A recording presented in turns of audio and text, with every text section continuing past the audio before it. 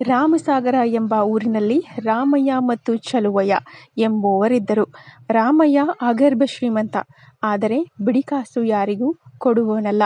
ಚಲುವಯ್ಯ ತುಂಬ ಬಡವ.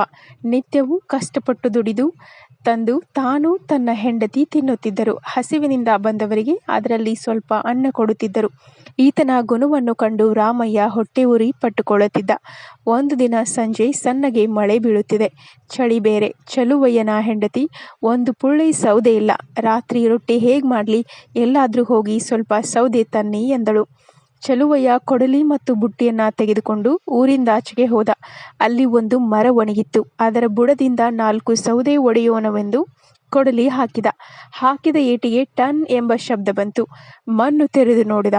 ಒಂದು ಬಿಂದಿಗೆ ತುಂಬ ಬೆಳ್ಳಿಯ ನಾಣ್ಯಗಳು. ಚಲುವಯ್ಯ ಸಾತ್ವಿಕ. ಬಿಂದಿಗೆಯಿಂದ 2 ನಾಣ್ಯ ತೆಗೆದುಕೊಂಡು ಬಿಂದಿಗೆಯನ್ನು ಹಾಗೆ ಮುಚ್ಚಿ ಮನೆಗೆ ಬಂದ.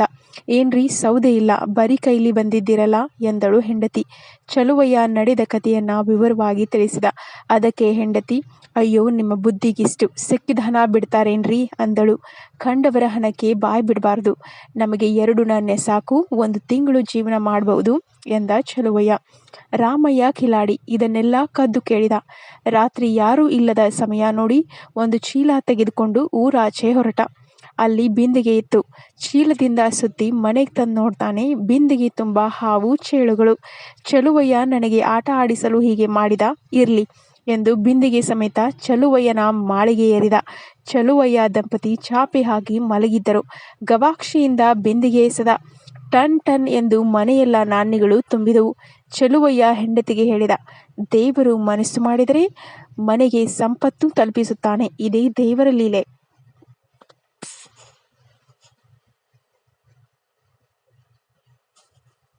ನಮಸ್ಕಾರ ವೀಕ್ಷಕರೇ, ಈ ಫೇಸ್ಬುಕ್ ಪೇಜ್ನ ಫಾಲೋ ಮಾಡಿರಿ. ಮತ್ತು ಯಾಕಂದರೆ ಮುಂದೆ ಇನ್ನೂ ಸುಂದರವಾದ ಸ್ಫೂರ್ತಿ ಕೊಡುವಂಥ ವಿಡಿಯೋಗಳನ್ನು ನಾನು ಮಾಡಿ ಹಾಕ್ತೀನಿ. ಮತ್ತು ನಿಮ್ಗೆ ವಿಡಿಯೋಗಳು ಇಷ್ಟ ಆದ್ರೆ ದಯವಿಟ್ಟು ಲೈಕ್ ಬಟನ್ ಒತ್ತಿರಿ. ಮತ್ತು ನಿಮ್ಗೆ ಏನಾರು ಹೇಳ್ಬೇಕಂತಿದ್ರೆ ಕಾಮೆಂಟ್ನಾಗ ಹೇಳ್ರಿ. ಮತ್ತು ನಿಮ್ಮ ಫ್ರೆಂಡ್ಸ್ ಜೊತೆ ವಿಡಿಯೋಗಳನ್ನು ಶೇರ್ ಮಾಡಿರಿ. Thank you so much for watching.